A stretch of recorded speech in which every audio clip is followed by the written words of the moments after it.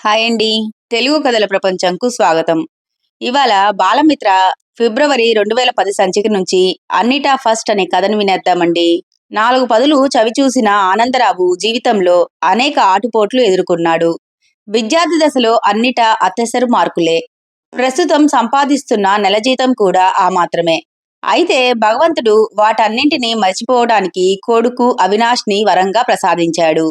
పిల్లాడు ముద్దుగా బొద్దుగా చాకులా ఉంటాడు. అన్నిటా స్మార్టే.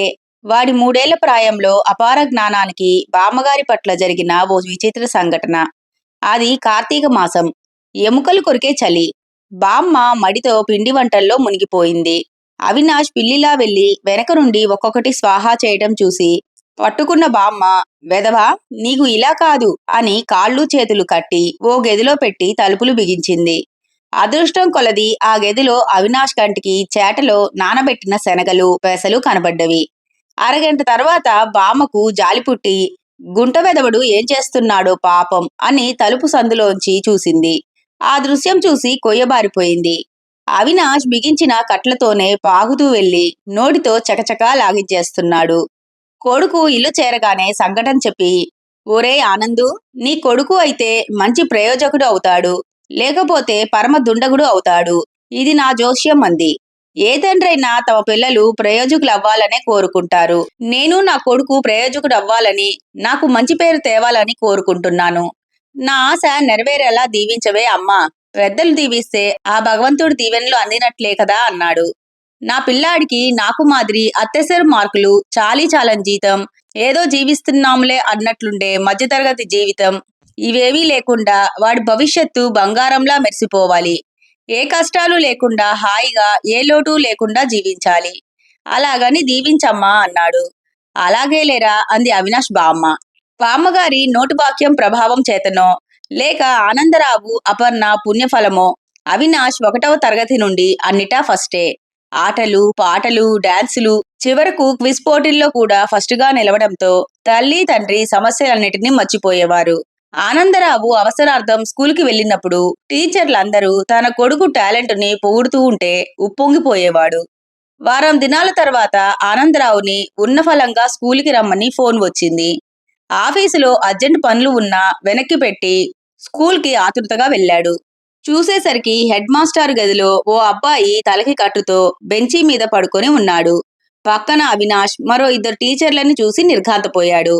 హెడ్ మాస్టారు, మీ వాడు దుడుకుతనంతో చేసిన నిర్వాకం. మీ వాడు ఒక్క చదువు, ఆటలు, పాటల్లోనే కాకుండా ఇటువంటి పెంకితనంలో కూడా ఫస్టే అన్నాడు. ఆనందరావుకి నలుగురిలో ఏం సమాధానం చెప్పాలో అర్థం కాక తల కొట్టుకున్నట్లయింది. ఇంతటితో కథ కంచికి, మనం ఇంటికి. గంగమ్మ ఘనకార్యం అనే కథని వినేద్దామండి. 60 ఏళ్లకు పూర్వం అరపేట ఒక పల్లెటూరు. అక్కడ 60 కుటుంబాలుండేవి. ఆ ఊరంతటికి మల్లయ్యే నేతగాడు. కొంచెం వైద్యం కూడా చేసేవాడు. ఆయన భార్యే గంగమ్మ. వారికి 4 పిల్లలు. మల్లయ్య నెమ్మదస్తుడు. పనుల్లో జాప్యం చేసేవాడు. 3 ఆడపిల్లలు కూలీ నాలీ చేసేవారు. ఒక్కడే కొడుకు, వాడు చంటివాడు. ఈ సంసారం ఎలా గడుస్తుందిరా భగవంతుడా అంటూ గంగమ్మ ప్రతిరోజు దిగులు పడుతూ ఉండేది. వానాకాలం. ఒకరోజు రాత్రి గంగమ్మ దిగులుతో పక్క మీద దొర్లుతూ ఉంది.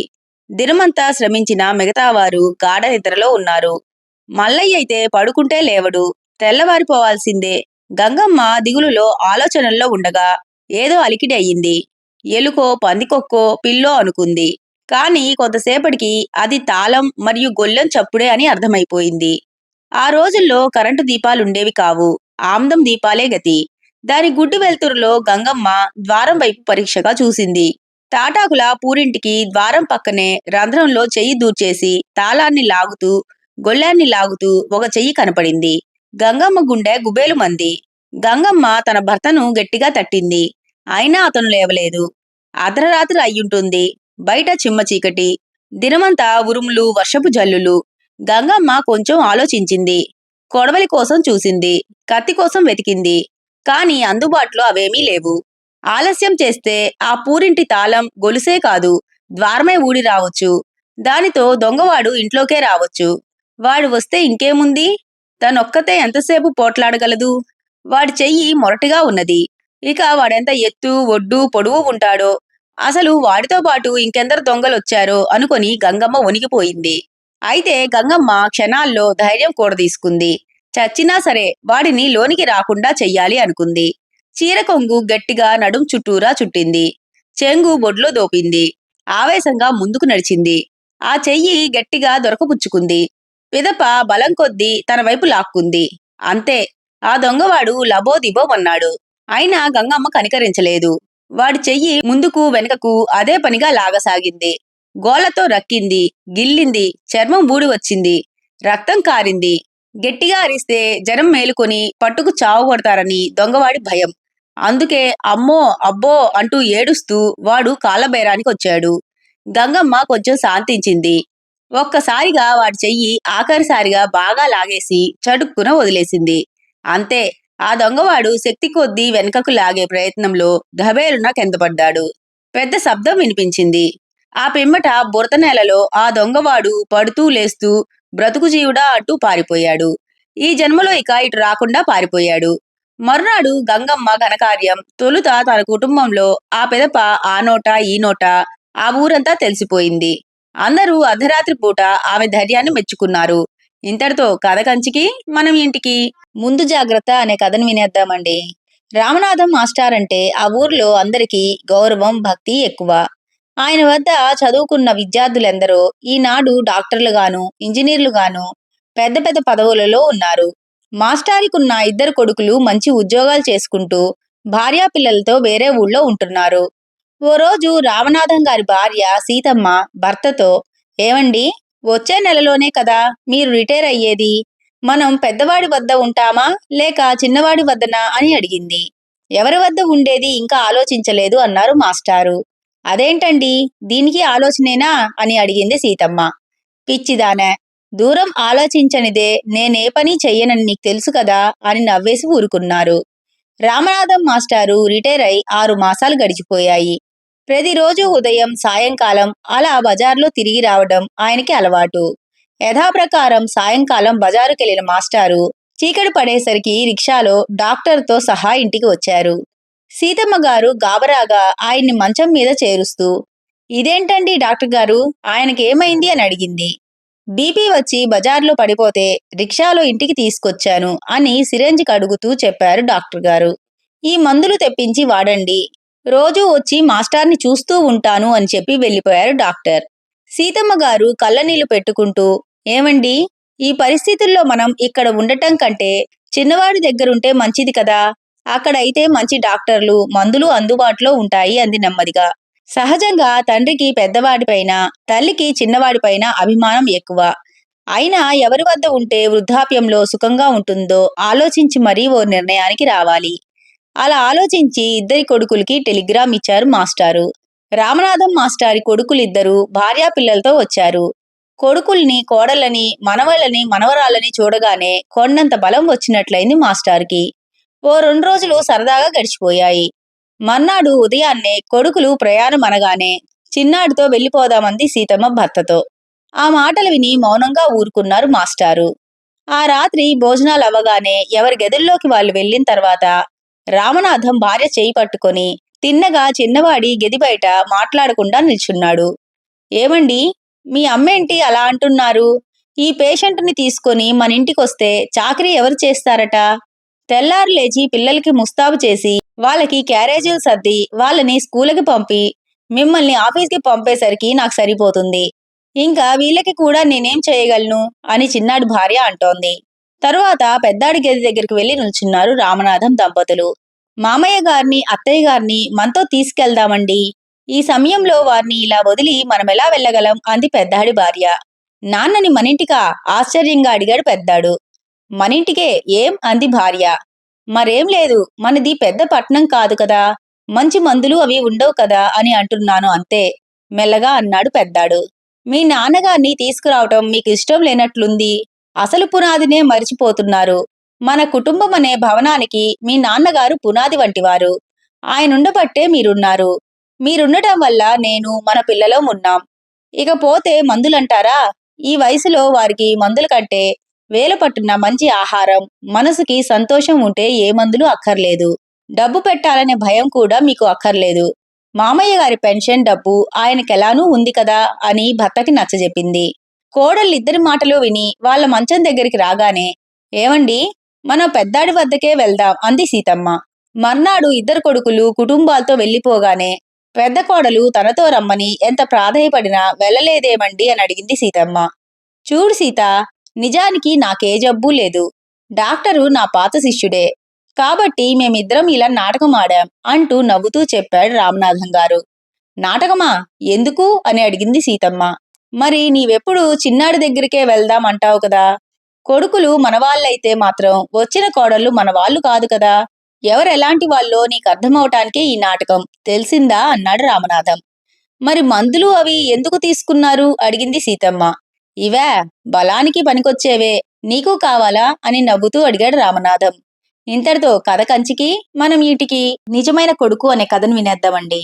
ఒకప్పుడు శ్రీమంతుడొకాయన తన పుట్టినరోజు పండుగను విందులతో వినోదాలతో మహావైభవంగా జరుపుతున్నాడు. ఊళ్ళో ఉన్న పెద్దలు, చుట్టాలు, పక్కాలు అందరూ ఆ విందుకు వచ్చారు. వచ్చిన వాళ్ళంతా మంచి మంచి కానుకలు కూడా పట్టుకొచ్చారు. ఆ కానుకలే ఓ పెద్ద కొండలాగా తయారయ్యాయంటే నమ్మండి. విందు పూర్తయింది. వచ్చిన వాళ్ళంతా ఒక్కొక్కరే వెళ్ళిపోయారు. శ్రీమంతుడు తనకై తెచ్చిన కానుకలన్నీ భద్రంగా దాచుకుంటూ సర్దుతున్నాడు. అంతలో ఆయనకెవరిదో తలనీడ చటుక్కున కనిపించినట్లయింది. కాస్త కాస్త పరకాయించి చూశాడు. మళ్ళీ అదే నీడ. ఓహో, అటక మీద ఎవరో దాక్కుని కిందకి చూస్తున్నట్టుందే అని గమనించాడు ఆయన. వాడెవరో దొంగవాడైనా తను ఆ సమయంలో పట్టించి పోలీసులకు అప్పజెప్పలేడుగా. అందుకని తన సేవకుణ్ణి పిలిచి, ఏమీ కంగారు పడకుండా, ఒరే అబ్బీ, ఇంకా విందులో కొంతమంది అతిథులకి వడ్డించలేనట్లు కనిపిస్తోంది. ఏది, ఆ పిండి వంటలన్నీ ఇలా పట్రా అని ఆదేశించాడు. ఆ సేవకుడికి ఏమీ పాలుపోలేదు. కిక్కురుమనకుండా పలహారాలన్నీ పట్టుకొచ్చాడు. శ్రీమంతుడు ఆ ఫలంగా వాటిని అక్కడ పెట్టేసి వాణ్ణి పొమ్మన్నాడు. తర్వాత ఆ మోతుబరి అటకవైపు చూస్తూ, ఏమయ్యోయ్, అటకపైనున్న ఆత్మబంధువా, అందరూ తిని వెళ్ళిపోయారనుకున్నారా? క్రిందకిరా, నాతో భోంచేద్దువు గాని అంటూ మర్యాదగా ఆహ్వానించాడు. మొదట్లో దొంగ అది తనను పట్టుకునేందుకు ఎత్తు అని భయపడ్డాడు. కాని ఆ శ్రీమంతుడు మాటలు చూస్తే కలకండ బుక్కల్లాగా కమ్మగా ఉన్నాయి. ఆ భరోసాపై దొంగ అటకపై నుంచి ధైర్యంగా దిగివచ్చాడు. శ్రీమంతుడు అతన్ని మర్యాదగా పలకరించాడు. దొంగ ధైర్యంగా ఆయన పెట్టినవన్నీ చక్కగా భోంచేశాడు. శ్రీమంతుడు అతనిపై జాలి తలచి ఆఖరున ఓ సంచుడు బంగారు వరహాలు కూడా ఇచ్చి నమస్తే అని చెప్పి బయట గేటు దాకా దిగబెట్టి మరీ సాగనంపాడు. అది ఇంకా విడ్డూరంగా ఉంది కదూ. మరి కొన్ని సంవత్సరాల తర్వాత శ్రీమంతుడు తన పుట్టినరోజు నాడు మళ్లీ గొప్ప విందు చేశాడు. ఈసారి కూడా ఊళ్ళో పెద్దలందరూ వచ్చారు. ఆఖరున సాయంకాలం ఓ ఆసామి పుట్టినరోజు కానుకగా ఏదో పెట్టె పట్టుకొచ్చి ఆయనకు సమర్పించుకున్నాడు. శ్రీమంతుడు ఆ పెట్టెను తెరిచి చూసేసరికి అందులో అమూల్యమైన గొప్ప వజ్రం ఒకటి కనిపించింది. అది విలువ కట్టలేని వజ్రం. అది పట్టుకొచ్చిన ఆసామి ఆయనకు వంగి నమస్కరించాడు. అప్పటికీ శ్రీమంతుడు అతన్ని గుర్తుపట్టలేదు. అప్పుడతను నింపాదిగా, అయ్యా, తమరు ఒకప్పుడు నాకు సహాయం చేశారు గదా అన్నాడు. కాని ముసలాయనకు జ్ఞప్తికి రాలేదు. తేరిపార అతన్ని చూశాడు. ఇంతకు నీ పేరేంటయ్యా, చెప్పు, నీ పేర కూడా ఓ శుభలేఖ రాసిస్తాను అన్నాడు శ్రీమంతుడు. అందుకు ఆ ఆసామి, అయ్యా, లోగడ నా పేరు ఊరు తెలియకుండానే నన్ను విందుకు ఆహ్వానించారు. అడగ మీద మిమ్మల్ని తిడుతూ కూర్చున్నాను. అయినా మీరు నన్ను కిందకి రమ్మని పిలిచి సకల మర్యాదలు చేసి సాగనంపారు. అలాగే పేరుతో నిమిత్తం లేకుండా ఈ వేళ కూడా చేయలేరా అని అడిగాడు. అప్పుడు జ్ఞాపకం వచ్చింది శ్రీమంతుడికి ఆనాటి ముచ్చట. ఆయన జన్మలో ఎన్నటికీ మరోరాని సంఘటన అది. ఆ ఫలంగా ఆ ఆసామి మళ్ళీ అన్నాడు గదా, బాబూ, మీ విందుకి వచ్చే వరకు నేను గజదొంగను. మీ కరుణతో నా బ్రతుకుబాట మలుపు తిరిగింది.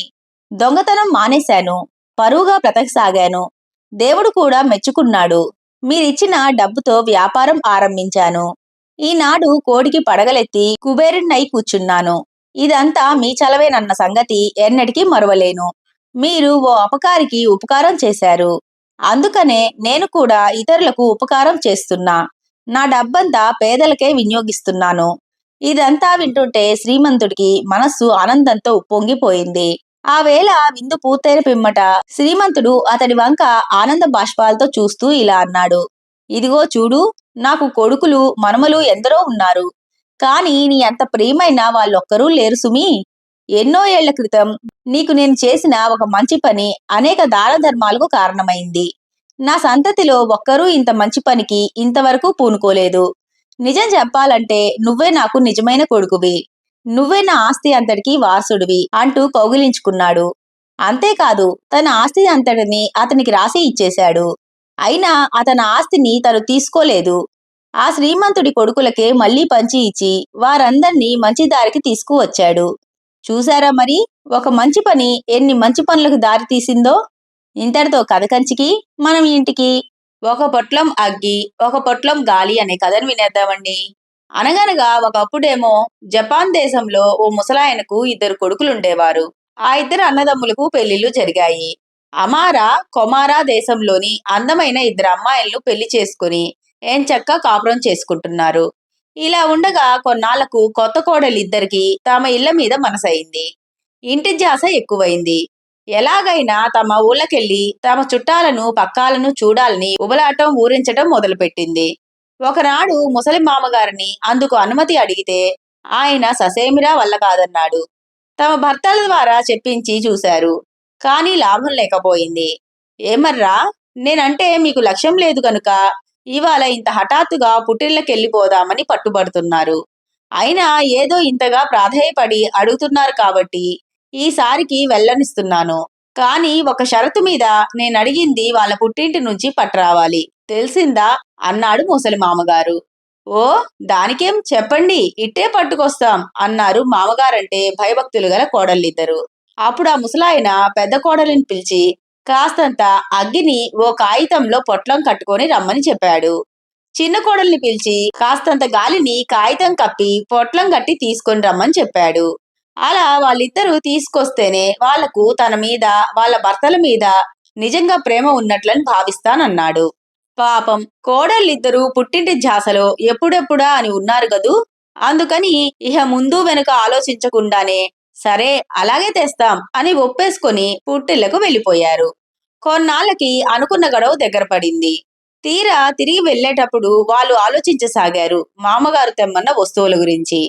మనమిద్దరము పుట్టింటి మీద అభిమానంతో మన సొంత వాళ్ళందరినీ చూడాలన్న ఆతృతతో మామగారు ఏమి అడిగారో అది మనకు సాధ్యమయ్యే పనేనా అని ఒక్క నిమిషం కూడా ఆలోచించకుండా అవివేకంతో సరేనని తలాడించి వెనక ముందు ఆలోచించకుండా బయలుదేరి వచ్చేశాము.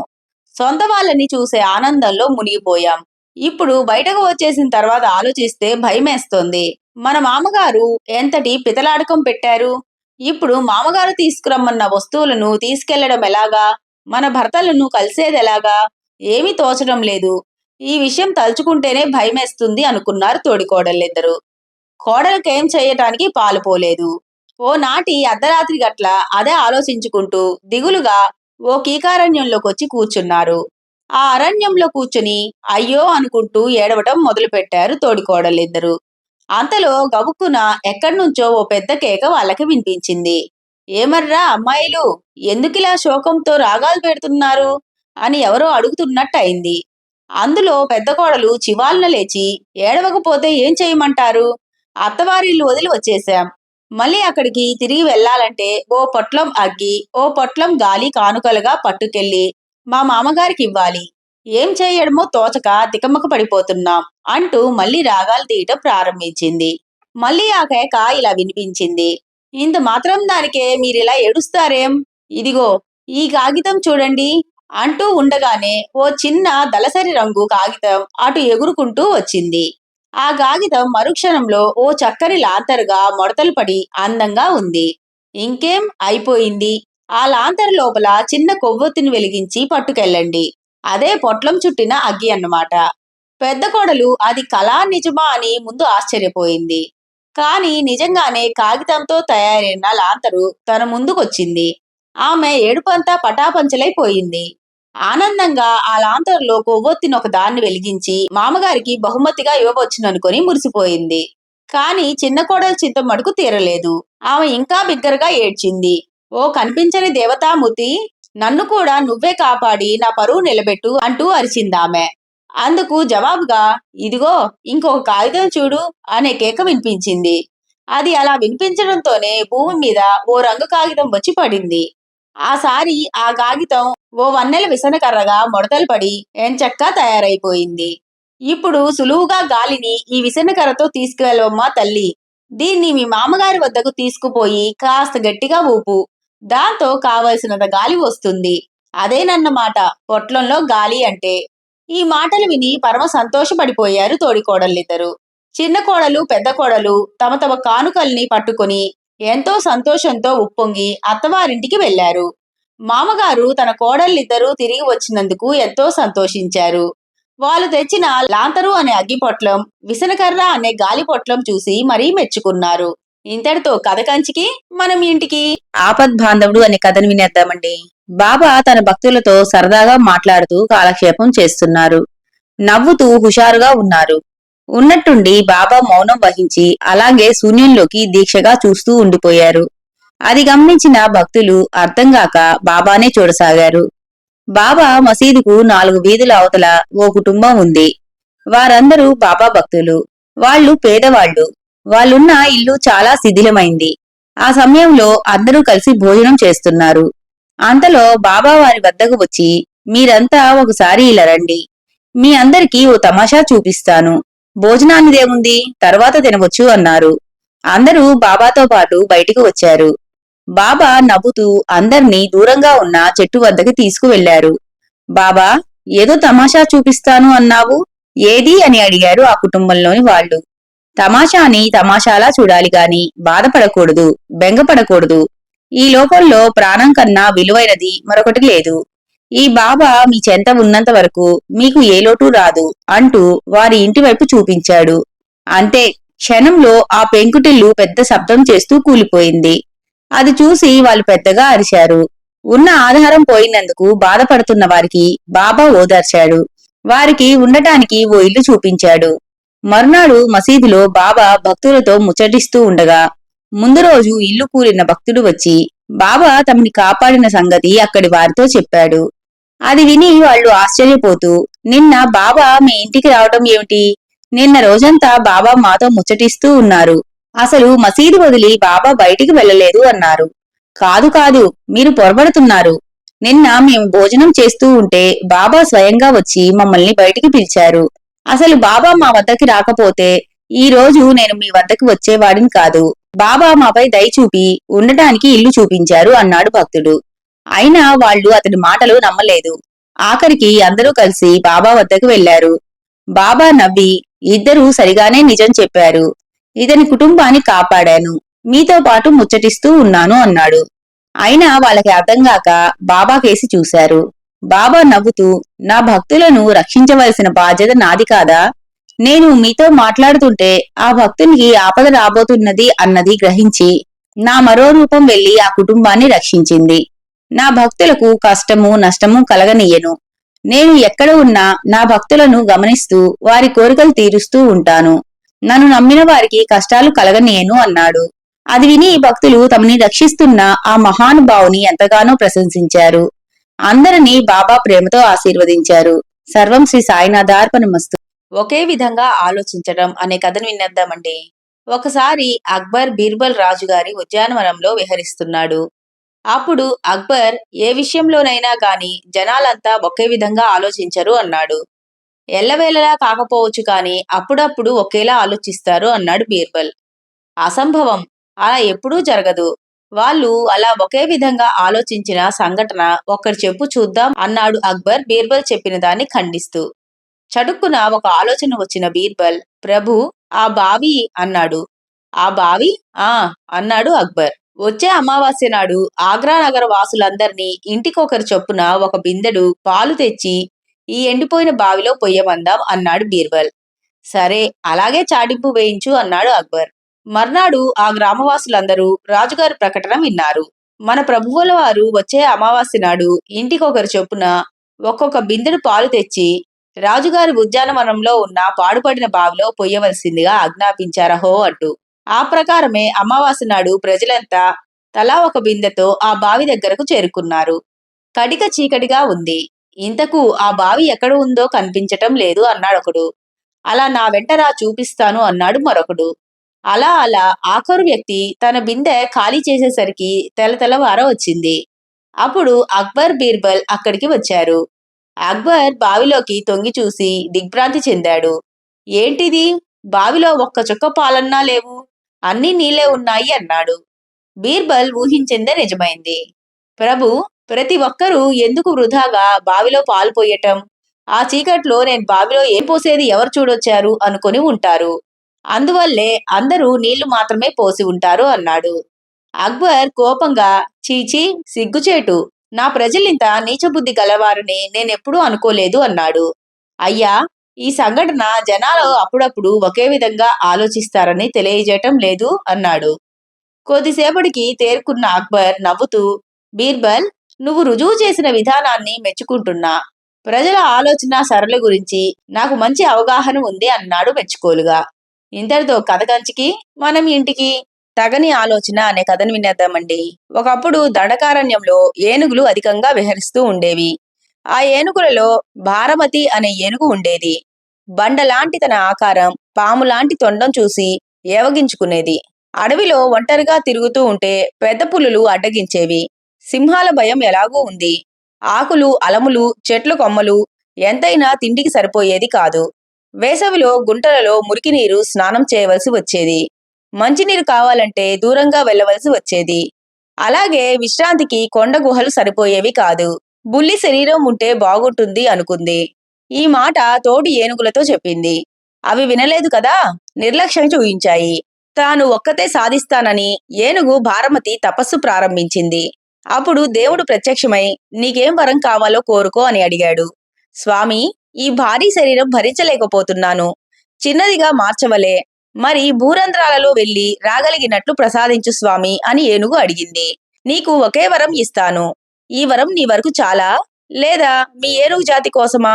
సమయం ఇస్తున్నాను, తెలుసుకునిరా అన్నాడు దేవుడు. సరే అంటూ తోటి ఏనుగుల దగ్గరకు వెళ్ళింది. అవి ఆకారం మార్చుకోవడానికి ససేమిరా ఇష్టపడలేదు. భారమతి ఏమి చేసేది లేక వెనుతిరిగింది. స్వామి, నా రూపాన్ని చిన్నగా ప్రసాదించు. అలాగే అధిక సంతానం ఇచ్చి కాపాడు. రంధ్రాలలో తిరిగేటట్లు వరం ఇచ్చి ఆదుకో అంటూ వరం కోరింది. ఏనుగు రూపం ఎలుకగా మారింది. సింహాలు, పులులు తిరగలేని రంధ్రాలలో హాయిగా ఎలుక తిరగసాగింది. కాని ఇప్పుడు అడవిలో గండు పిల్లులు, గుంటనక్కలు వెంబడించసాగాయి. పాములు కలుగులలో దూరి ఎలుకలను పట్టి తినసాగాయి. తన రూపం చూసి మురిసిపోయిన జంతు భయం తప్పలేదు. ఇంకా అడవిలో ఉండటం మంచిది కాదని ఊర్లో చేరుకున్నాయి. ప్రతి ఇంట్లో కన్నాలు చేసి ఇబ్బందులు పెట్టసాగాయి. మనుషులు భరించలేకపోయారు.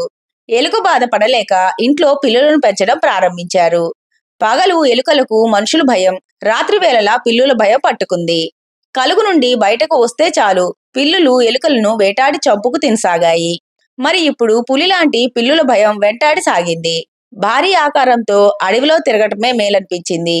ఇప్పుడు దేవుడు వరం ఇవ్వడు కదా. తగని ఆలోచనల ఫలితంగా శాశ్వతంగా ఎలుక రూపంలో బ్రతకవలసి వచ్చింది. దేవుడిచ్చిన రూపాన్ని కాదని తన ఆకారం భారీగా ఉండటంతో, ఎక్కువగా కష్టపడాల్సి వస్తుండటంతో చిన్న జంతువులైతే ప్రతి పని తేలికవుతుంది అని ఆశపడ్డానే కాని ఏ ప్రాణి అయినా వాటికి తగ్గ కష్టాలు వాటికి ఉంటాయని ఇప్పుడే అర్థమైంది అనుకొని ఏనుగు పశ్చాత్తాపపడసాగింది.